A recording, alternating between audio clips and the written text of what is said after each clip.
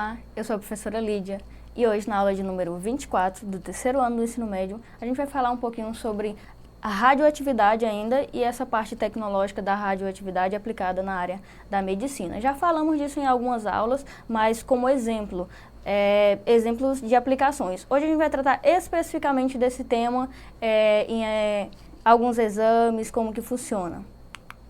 Então, primeiro a gente precisa entender que essa radioatividade tecnológica e na área da medicina ela vai se dividir em um grande grupo. Esse grande grupo é chamado radiologia, que não é uma área específica, mas ele vai se dividir em um outro grupo, ou outros subgrupos, que a partir deles vai ser muito importante para a gente diferenciar qual a finalidade de cada uma dessas coisas. Quais são esses subgrupos aí da radiologia? A gente tem a radioterapia, a radiologia diagnóstica e também a medicina nuclear. Ambas têm o objetivo de fazer identificação e depois tratamento de algumas doenças. Então a gente vai especificar ao longo da aula e primeiro a gente começa com a diagnóstica. Apesar de que aqui quando eu apresentei para vocês, a primeira não é a diagnóstica, é a radioterapia, depois a radiologia diagnóstica e a medicina nuclear.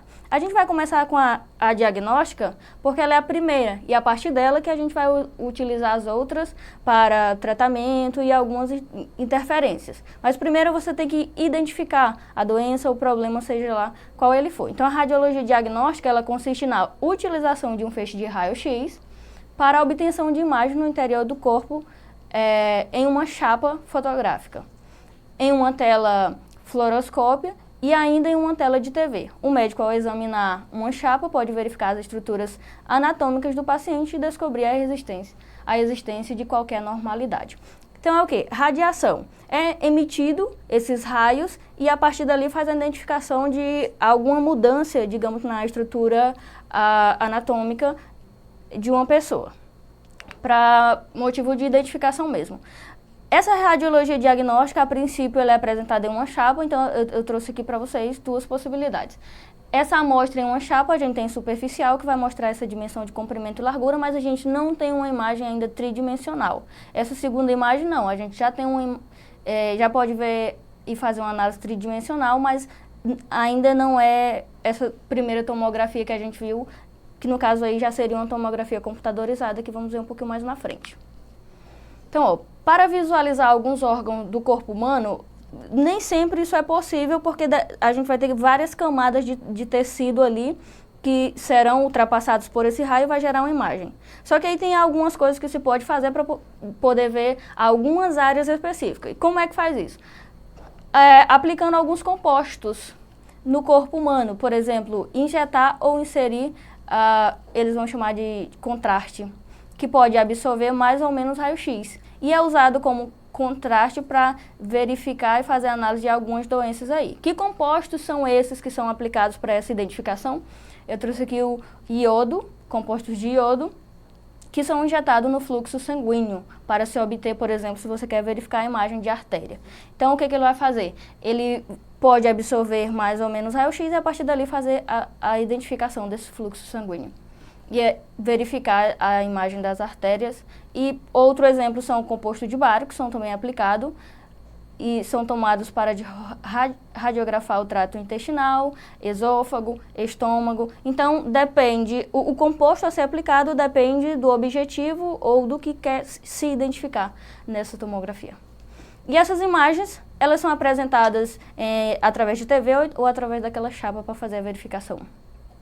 Por exemplo, se quiser verificar a questão do funcionamento cardíaco, também tem a possibilidade de fazer o cateterismo, que é através da inserção de sondas. E o terceiro ponto é a tomografia computadorizada, que foi aquela terceira imagem que eu mostrei lá, já é um avanço muito grande nessa área de radiologia diagnóstica. E ela também continua utilizando os raios-x, aí não há uma divergência ou uma mudança no que diz respeito à parte das ondas. A gente continua com a mesma onda, porém ela oferece uma qualidade de imagem melhor.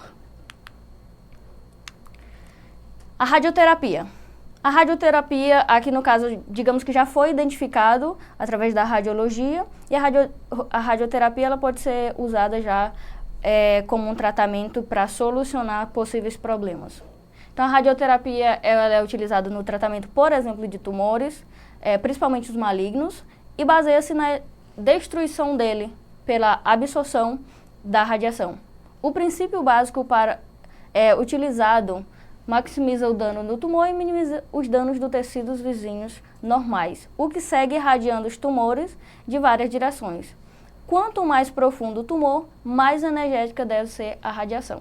Então, depois de identificado, vai ser feito o tratamento. Como é que faz o tratamento? Mais uma vez, através da emissão de raios. Então, ele tanto é usado para identificação como para curar, digamos assim. E aí, quanto mais profundo tiver esse tumor, mais energia precisa ser incidida sobre ele. Esse tumor ele absorve essa energia e, a partir daí, essas células começam a ser tratadas. E os tecidos próximos ali também. Eu trouxe uma imagem aqui, ali de uma tomografia computadorizada, e aí consegue ter imagem 3D. E aqui uma segunda imagem também, mostrando essa área mais avançada, com essa máscara aí, para não permitir movimento ao longo do processo de radiação. Lembrando que esse processo é um processo rápido ali, por exemplo, esse aqui da máscara vai de 10, 15 minutos aí. Que tendo em vista que nesse caso a gente tem radiação gama e dependendo aí da exposição já pode ser prejudicial. Nesse caso a gente tem tubo de raio-x convencionais que pode ser utilizado em câncer de pele. Tem a chamada bomba de cobalto, que é emissão de radiação através de cobalto 60 para tratar cânceres mais profundos. Tem o Césio 137, que já falamos aqui alguma vez, vamos falar ainda mais na frente. E a nova geração de aparelhos de radioterapias que estão ficando mais eficientes, estão utilizando os aceleradores lineares, que eles vão acelerar os elétrons, vai ter a produção de pósitron ali, e a partir dali eles conseguem ter uma eficiência muito maior da incisão desses feixes energéticos no tumor e alguma doença que tiver ali. E o mais principal, a área mais avançada que a gente tem é a medicina nuclear. Aqui a gente já fala no nível atômico, microscópico, e tem avançado bastante. Então, a medicina nuclear usa radionuclídeos e técnicas físicas nucleares para diagnosticar e também para tratar algumas doenças. A diagnose está no princípio da informação obtida focando no metabolismo e a fisiologia. Observe que quando a gente verificou essa diagnose através da radiologia, ele era feito baseado na área anatômica. Aqui não, consegue-se ter uma precisão maior porque ele vai analisar, além dessa anatomia que se pode verificar, também tem o metabolismo e a fisiologia. Os radionuclídeos que vão fazer essa emissão de pósitrons são utilizados também na obtenção de imagem com técnica de tomografia por emissão de pósitrons. E aí você tem uma imagem gerada para fazer a análise ali muito melhor, tendo em vista que essa luz tem uma qualidade maior.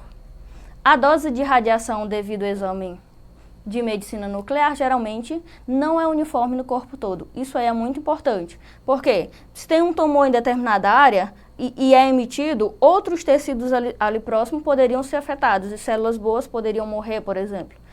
Poderia interferir ali. Apesar de ter uma parte do corpo necessariamente que não esteja doente ou essas células não estejam doentes, apesar de ter radiação incidida nela, ele vai tratar basicamente a parte do tumor, digamos assim. Não é uniforme, é especificamente em determinado local, o que facilita muito e melhora a qualidade dos tratamentos. Eu trouxe aqui a nossa fonte, já falamos sobre ele, mas eu trouxe mais uma vez aqui a imagem do Sirius, que é o nosso acelerador de partículas no Brasil, está em fase final de construção, mas será o maior e melhor acelerador de partículas de todo o mundo. Isso aí vai avançar tanto na área da medicina, tanto para detecção, quanto para esse tratamento de tumores e de várias outras doenças, mas em várias áreas tecnológicas. E essa imagem aqui relaciona-se a um medicamento que ele pode ser injetado ou ele pode ser tomado mesmo via oral, que é chamado os radiofármacos. Os radiofármacos são remédios que você vai fazer a ingestão dele e a partir dali ele vai se dividir, achar as células que estão doentes e atuar a radiação especificamente nessas células. Então esses materiais radioativos, eles não são selados, são ingeridos ou injetados, a fim de ser incorporados na região do corpo e aí vai tratar uma região específica. Esses compostos são formados por moléculas ligadas a radioisótopos, elementos que com o mesmo número de partículas positivas de próton, dos quais ao menos é radioativo. Esses radioisótopos também podem ser artificiais e eles se transformam pelo o organismo. Vai chegar até o tecido que finalmente está doente, vai incidir essa radiação e fazer o tratamento desse local específico. Vamos fazer a verificação de uma questão para praticar um pouquinho. Então diz assim a questão: o uso médico de fontes radioativas envolve pacientes, indivíduos ocupacionalmente expostos e indivíduos públicos. No Brasil, a norma CNN-NN 301 estabelece os requisitos básicos para as proteções radiológicas dos indivíduos em relação à exposição à radiação ionizante. Com relação à exposição à radiação ionizante, é um serviço da medicina nuclear que inclui e ele vai dar algumas opções para a gente dizer qual é esse serviço específico envolvendo aí as normas da CNN que tem a ver com a medicina nuclear. Lembrando que a gente está falando de coisa altamente perigosa e por isso tem que ser devidamente regulamentada. Você vê que para utilização, tanto no tratamento como depois que essas fontes de radiação já não servem para tratamento, mas possivelmente vão ser descartadas para rejeito, tem normas para regulamentá-las. Então vamos ver das opções qual se adequa. A primeira diz, opção A, o controle da exposição ocupacional pode ser feito de duas formas, dividindo áreas livres e supervisionadas. Opção B, a atividade de radiofármacos deve ser devidamente aferida pelo curiômetro, garantindo a aplicação do princípio ALARA. C, a limitação das doses individuais é uma medida legal suficientemente para assegurar a proteção desejável. E a D, existem 3 fatores básicos que podem ser usados para minimizar as doses de radiação: tempo, blindagem e tipo de radiofármaco. E a última, o uso de equipamento de proteção individual, EPI, é dispensável na medicina nuclear, já que ele pode causar a formação de radiação de frenagem. Então, dentre essas opções, aqui tem a ver com a norma da CNN, é a opção B, que diz que a atividade do fármaco deve ser devidamente aferida no curiômetro, garantindo a aplicação do princípio ARALA.